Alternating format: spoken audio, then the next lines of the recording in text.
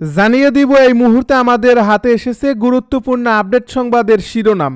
শুরুতেই থাকছে ভেনেজুয়েলায় শিগগিরই স্থল হামলা চালাবে যুক্তরাষ্ট্র। এবারে জানিয়ে দিব গুলিতে ছাত্রদল নেতা সাদ্দাম নিহত। এদিকে চাঁদাবাজ খুনিদের আর ক্ষমতায় দেখতে চায় না মানুষ, জানালো শিবিরের সভাপতি। আরও থাকছে ইসরায়েলে গুপ্তচর নেটওয়ার্ক বিস্তারে ইরানের নতুন কৌশল। সব শেষে জানিয়ে দিব জেলেনস্কির সরকার অবৈধ, শান্তি চুক্তি এখন অর্থহীন বলছে পুতিন। এতক্ষণ শুনছিলেন হাতে থাকা আপডেট সংবাদের শিরোনাম, এবারে বিস্তারিত। তবে তার আগে অনুরোধ রইল ভিডিওটিতে একটি লাইক এবং কমেন্ট করে জানিয়ে দিন ভিডিও সম্পর্কে আপনার মূল্যবান মতামত। আরও জানিয়ে দিন ভিডিওটি কোথা থেকে দেখছেন বা কোন জেলা থেকে দেখছেন। ভেনেজুয়েলায় শিগগিরই স্থল হামলা চালাবে যুক্তরাষ্ট্র।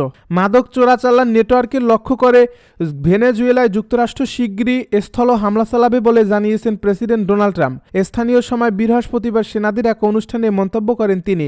ডোনাল্ড ট্রাম্প বলেন, সাম্প্রতিক সপ্তাহগুলোতে আপনারা ভেনেজুয়েলার মাদক চোরা কারবারিদের ঠেকাতে কাজ করবেন, যার ফলে সমুদ্র দিয়ে মাদকের নৌকার বেশিরভাগ আর আসছে না। আপনারা হয়তো মাদক কারবারিরা সাগর দিয়ে আর মাদক পরিবহন করতে চাইছেন না, তাদেরকে লক্ষ্য করে আমরা স্থলে হামলা শুরু করব। আমরা খুব শীঘ্রই হামলা শুরু করব। আমরা তাদের প্রতি সতর্কতা দিচ্ছি, আমাদের দেশে বিষ পাঠানো বন্ধ করুন। ভেনেজুয়েলাকে ঘিরে গত কয়েক সপ্তাহ ধরে ব্যাপক সামরিক প্রস্তুতি নিচ্ছে যুক্তরাষ্ট্র। ট্রাম্পের এমন মন্তব্য বলছে তিনি ভেনেজুয়েলায় হামলার সিদ্ধান্ত নিয়ে ফেলছেন। ভেনেজুয়েলার প্রেসিডেন্ট নিকোলাস মাদুরো এবং তার কিছু সহযোগীকে বিদেশি সন্ত্রাসী সংগঠনের সদস্যদের তকমা দিয়েছে যুক্তরাষ্ট্র। এতে করে এখন ভেনেজুয়েলার প্রেসিডেন্টের উপর আরও নিষেধাজ্ঞা এবং তার সম্পদ জব্দ করতে পারবে যুক্তরাষ্ট্র। তবে মাদুরোর উপর কোনো মরণাস্ত্র ব্যবহার করা হবে কিনা সেটি নিশ্চিত নয়।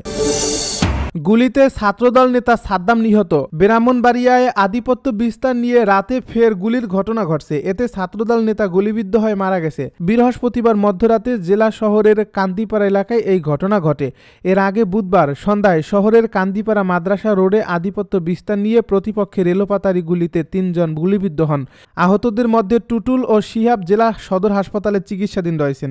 নিহত সাদ্দাম হোসেন ওই এলাকার মোহাম্মদ মস্তমিয়ার ছেলে ও সদর উপজেলা ছাত্রদলের সাবেক সদস্য ছিলেন। নিহতের পরিবারের অভিযোগ সূত্রে জানা গেছে, বুধবার সন্ধ্যায় আধিপত্য বিস্তার নিয়ে ব্রাহ্মণবাড়িয়ার কান্দিপাড়া এলাকায় দুপক্ষের সংঘর্ষে 3 জন গুলিবিদ্ধ হয়। এ ঘটনায় এলাকায় উত্তেজনা চলছিল। মধ্যরাতে সাদ্দামকে ঘর থেকে ডেকে নিয়ে যায় তার সহযোগীরা। এর কিছুক্ষণ পর খবর আসে সাদ্দাম গুলিবিদ্ধ অবস্থায় সড়কে পড়ে আছে। পরে তাকে মুমূর্ষু অবস্থায় উদ্ধার করে জেলা সদর হাসপাতালে নেওয়া হলে চিকিৎসক মৃত ঘোষণা করেন। চাঁদাবাজ খুনিদের আর ক্ষমতায় দেখতে চায় না মানুষ, জানালো শিবিরের সভাপতি।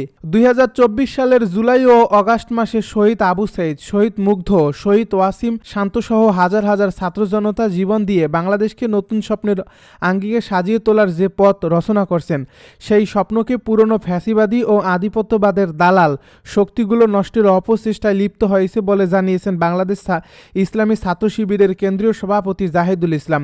তিনি বলছেন, দেশের মানুষ চাঁদাবাজ খুনিদের আর ক্ষমতায় দেখতে চায় না।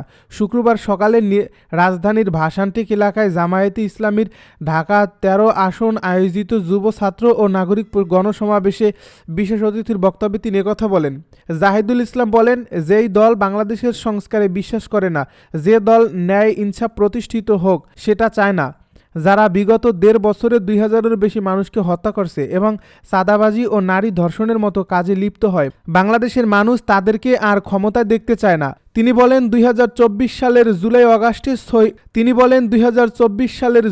আগস্টে শহীদ আবু সাইদ, মুগ্ধ, ওয়াসিম শান্তসহ হাজার হাজার ছাত্র জনতা জীবন দিয়ে বাংলাদেশকে নতুন স্বপ্নের আঙ্গিকে সাজিয়েছেন। কিন্তু পুরনো ফ্যাসিবাদী ও আধিপত্যবাদীদের দালাল শক্তি আবার ষড়যন্ত্র করছে। বিগত সময়ে ইসলামী ছাত্র শিবিরের উপর দমন নির্যাতনের ইতিহাস তুলে ধরে শিবিরের সভাপতি বলেন, 1977 সাল থেকে আজ পর্যন্ত শত শত শিবির কর্মীকে হত্যা করা হয়েছে, অনেককে গুম করা হয়েছে, রিমান্ডে নেওয়া হয়েছে, ক্রস ফায়ারের নামে গুলি করে হত্যা করা হয়েছে। জুলাই আগস্টের পর থেকে আমাদের 7 জন ভাইকে ফিরে পাওয়া যায়নি। অসংখ্য ভাইয়ের হাত কাটা হয়েছে, চোখ উপড়ে ফেলা হয়েছে। ইসরায়েলে গুপ্তচর নেটওয়ার্ক বিস্তার ইরানের নতুন কৌশল। ইরান সামাজিক যোগাযোগ মাধ্যম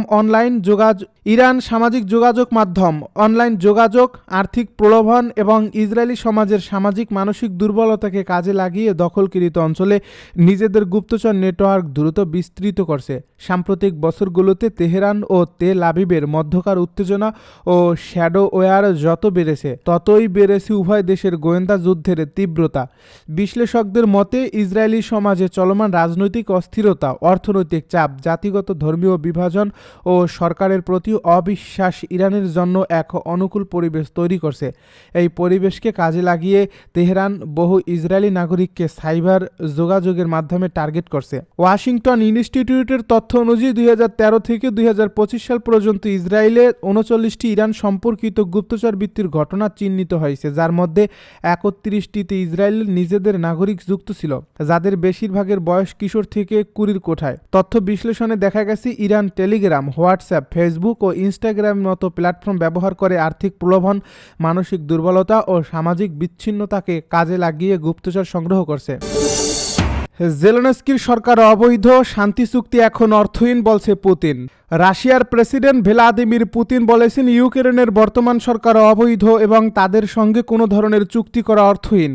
তিনি আরও জানান, যুক্তরাষ্ট্রের প্রেসিডেন্ট ডোনাল্ড ট্রাম্পের প্রস্তাবিত পরিকল্পনাটি কোনো খসড়া চুক্তি নয়, বরং আলোচনার জন্য উত্থাপিত কিছু বিষয় মাত্র, যা ভবিষ্যতের চুক্তির ভিত্তি হতে পারে। পুতিনের দাবি, ইউক্রেনের প্রেসিডেন্ট ভলোদিমির জেলেনস্কির মেয়াদ শেষ হওয়ার পরও নির্বাচন না হওয়ায় কিয়েভ সরকারের বৈধতা নষ্ট হয়েছে।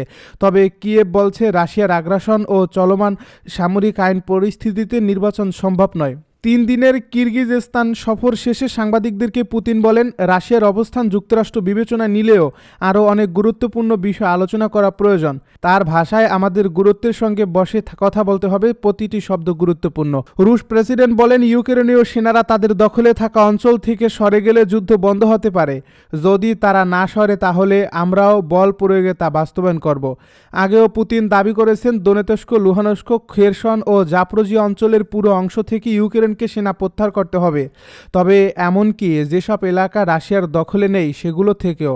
পাশাপাশি তিনি ইউক্রেনের ন্যাটোতে যোগদান বন্ধ রাখতে চান এবং পশ্চিমা সেনা উপস্থিতি নিষিদ্ধ করতে চান, যাতে দেশটিকে ধীরে ধীরে পুনরায় রাশিয়ার প্রভাব ক্ষেত্রে ফিরিয়ে আনা যায়। এদিকে আগামী সপ্তাহে মার্কিন বিশেষ দূত স্টিভ উইটকফের মস্কো সফর নির্ধারিত রয়েছে। একই সময়ে মার্কিন সেনাবাহিনীর সচিব ড্যান ডিরিসকল কিয়েভে যাওয়ার সম্ভাবনার কথাও জানানো হয়েছে।